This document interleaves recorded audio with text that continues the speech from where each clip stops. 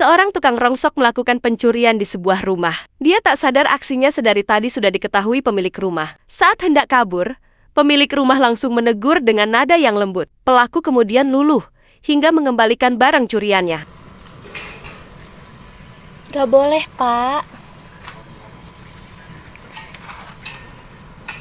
Gak boleh. Udah saya liatin loh dari tadi.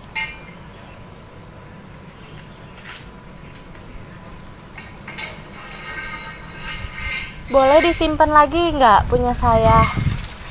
Boleh disimpenin lagi nggak? Itu masih dipakai.